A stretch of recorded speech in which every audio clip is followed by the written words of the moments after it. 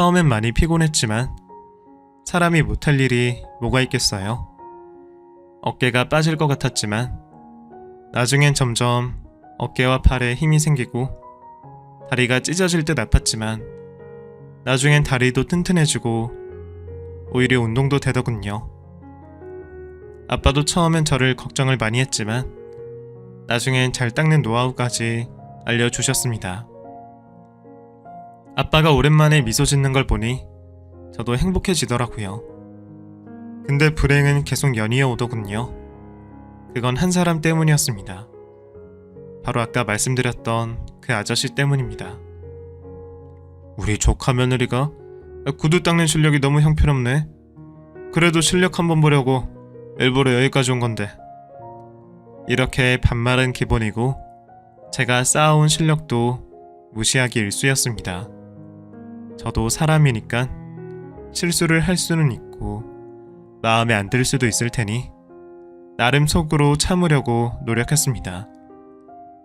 하지만 유독 저를 대놓고 괄시하는 겁니다. 심지어 우리 구두방까지 찾아와서 말이죠. 그 아저씨는 경비를 그만두고 LP바를 차려놓고 술 파는 일을 하셨습니다. 아무래도 술 장사니까 밤에 일하다 보니 낮에는 종종 우리 가게에도 놀러 오시곤 했죠. 그러면서 우리 아빠에게 시덥지 않은 농담을 툭툭 던지곤 했고요. 아빠는 이젠 힘도 많이 없고 그래도 한때 은인이라 생각했기 때문에 언제나 웃는 얼굴로 그 아저씨를 대해줬습니다. 솔직히 옆에서 지켜보는 제가 화날 때도 많았지만 아빠가 아무 말씀 못하시니 속으로 부글부글 소가리만 할 때였죠. 그런데 아무리 그래도 그렇지 선을 넘을 때가 종종 있었습니다. 우리 아빠에게 너무 막말을 자주 했어요. 이젠 어른의 자식까지 있는 성인에게 어이 꼬랑내, 야 오랜만에 이렇게 불러본다, 어? 그치? 자네도 꼬랑내라고 오랜만에 들으니까 막 추억이 샘솟지? 이러는 거 있죠? 꼬랑내라고 부르는 사람을 보니까 화가 나더군요. 그래서 하루는 제가 너무하신 거 아니에요? 듣자 하니까 너무하시네. 바쁘니까 빨리 가세요. 조카 며느리가 성질이 왜 이리 났을까? 어? 아니 나는 아빠랑 오랜지기 친구야. 우리 땐 이런 농담도 많이 했어. 뭘 그런 거 가지고 그래. 우리 조카는 요즘 은행에서 잘 나간다더만. 내가 가면 뭐 대출 좀 해달라고 좀 해야겠네. 아주 능글맞게 말을 툭툭 던지는데 성질 같아선 구두약으로 눈을 확 발라버리고 싶더라고요. 모든 일이 틀어지는 기분이 들었습니다. 은근히 속에서 천불이 나더군요. 솔직히 무시하면 그만이었습니다. 그러면 돈은 잘 벌 수 있었으니까요. 하지만 사람이 매번 무시당하고 살 순 없잖아요. 그래서 하루는 물어봤습니다. 아저씨, 예전에도 우리 아빠가 구두 닦이고 지금도 구두 닦이니까 똑같다고 무시하나 본데요. 우리가 아저씨보다 더 잘 살아요. 그리고 그때랑 지금은 완전히 바뀌었으니까 이제 그만 장난치시고 다시는 오지 마세요. 최대한 화를 내며 말을 했습니다. 그랬더니 아저씨는 담배를 한 대 피우곤 거들먹거리면서 그 친구 아들내미 와이프라고 나도 예의 지켰더니만 안되겠구만. 그냥 심심해서 종종 놀러왔는데 말투도 싫고 냄새나서 싫고 아주 상종 못하겠네. 이러는 겁니다. 아주 대놓고 우리를 무시하더군요. 그래서 언성이 좀 오갔고 나중에 시어머니한테 전화가 오는 겁니다. 그러면서 하시는 말씀이 아가야, 그 양반하고 말 섞지 마라. 그 양반이 지금 우리 집에 와서 네 시아버지한테 미주알 고주알 뒷담하는 거 듣고 전화하는 건데 잘했다, 잘했어. 나도 그 양반 때문에 옛날에 마음고생 심했단다. 근데 대신 앞으로 너무 심하게 하지 마렴. 그 양반이 네 시아버지랑 아주 어릴 적부터 친구라서 둘이 죽이 척척 맞으니까 괜히 이 일로 시아버지한테 찍힐 필요는 없잖니? 그러니까 앞으로 너가 피해. 똥이 더러워서 피하는 거니까. 알았지? 역시 시어머니는 제 편이셨어요. 그 아저씨는 천성부터가 아주 백수한량에 기생충마냥 기생해서 뜯어먹고 사는 게 일이더군요. 시아버지가 다니던 회사의 빌딩 관리인이 된 것도 시아버지가 뒤를 좀 봐줘서 관리인 노릇을 했다고 합니다. 빌딩 건물주도 시아버지랑 친분이 있었다고 해요. 게다가 화솔이랑 접대에 능해서 시아버지 사업하실 때 여기저기 다리를 많이 놓아준 터라 시아버지도 아저씨 말이라면 사족을 못 쓴다고 하더라고요.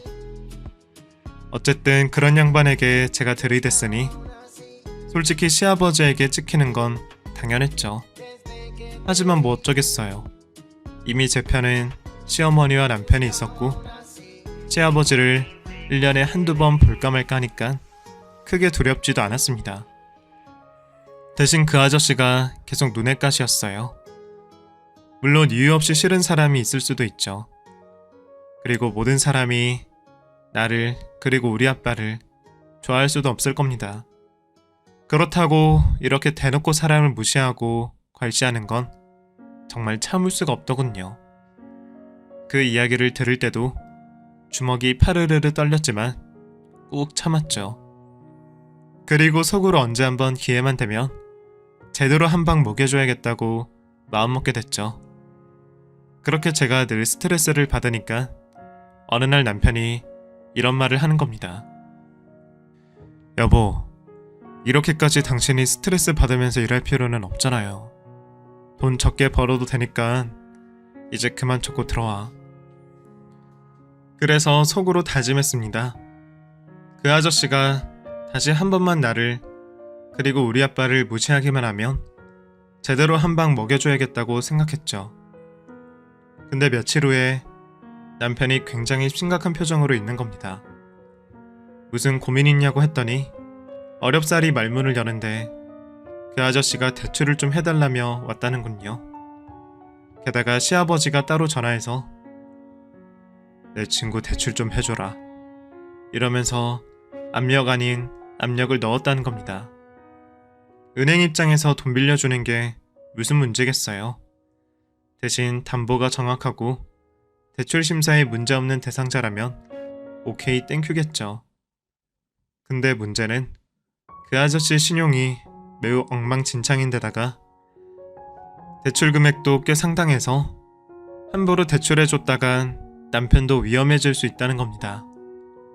그래서 남편도 시아버지에게 충분히 설명을 드렸고 시아버지 역시 본인 아들이 다칠 수도 있다는 말에 그 말을 거뒀다곤 하는데 남편은 영 찝찝했나봐요. 그러면서 덧붙이는 말이 사실 저번에도 따로 연락해서 돈 빌려달라고 하시더라고. 이렇게 자꾸 그 아저씨랑 엮이면 좋지 않은데 말이야. 이러는데 제가 뚜껑이 확 열린 겁니다. 우리 아빠 개무시해, 우리 남편 귀찮게 해. 아주 저한테는 악마가 따로 없잖아요. 게다가 아빠가 따로 사시다가 완벽히 회복될 동안 남편이랑 같이 사는 터라 아빠의 건강 상태도 제가 매일 보고 있었는데 이상하리만큼 밤에 주무시면서 헛소리를 많이 하시는 거예요.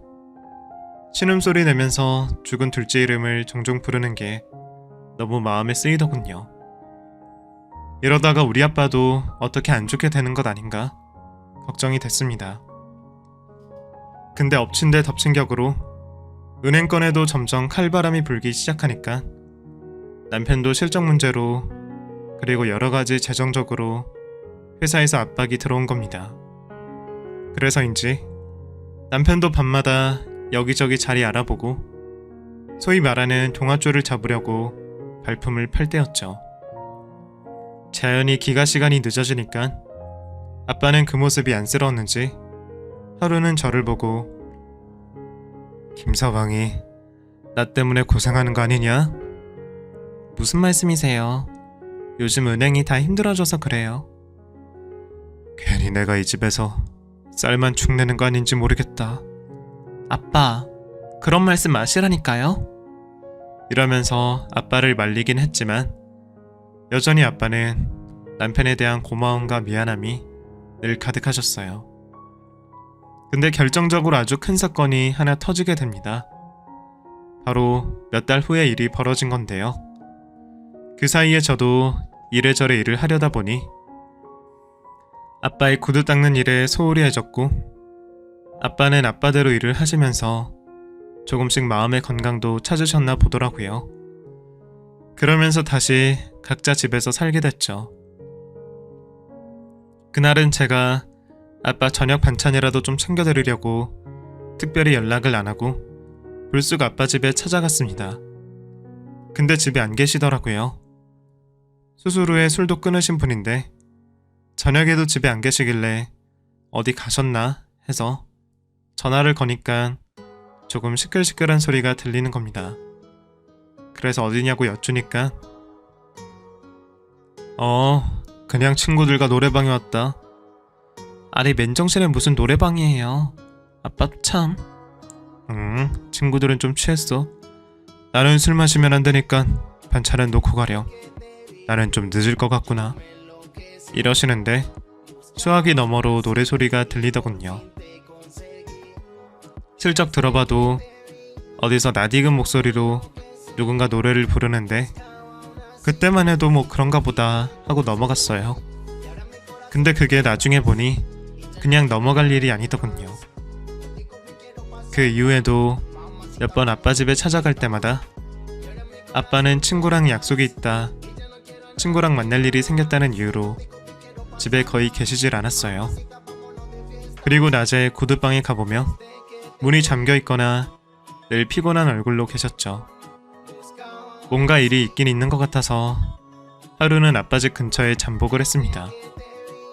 근데 아니나 다를까 아빠가 나오는데 그 옆에 누군가 반갑게 맞이하고 있더군요. 근데 그 사람을 보는 순간 너무 놀랐어요. 바로 시아버지와 그 아저씨인 거예요.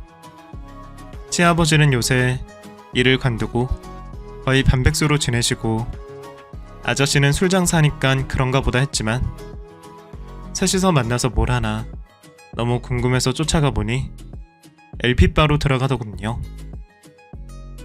거기는 아저씨가 장사하는 곳이니 차마 따라가지 못하고 밖에서 기다리니까 1시간 후쯤 셋이 나오는데 이미 한 잔씩 한 모습이더군요. 아빠만 멀쩡한 모습이었고요. 거기까진 그냥 길에서 흔히 볼 수 있는 나이 먹은 중년 아저씨들끼리 대화 나누는 모습이었습니다.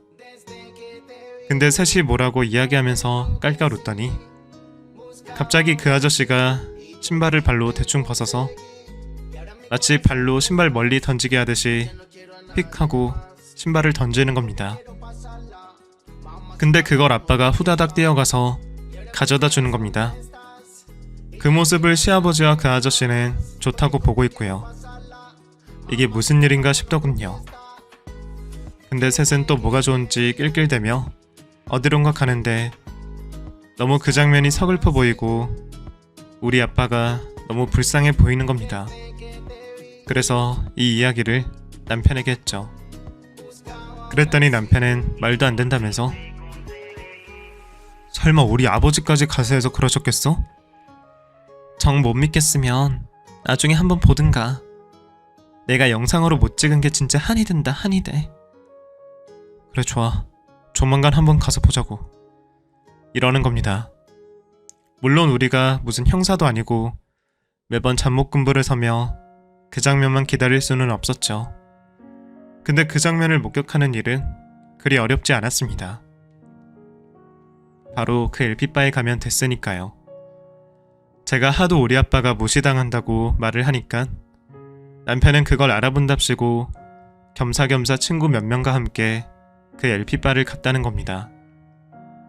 사람들 틈에 섞여서, 그리고 모자를 푹 눌러써서 그런지 아저씨는 다행히 남편을 못 알아본 것 같아요.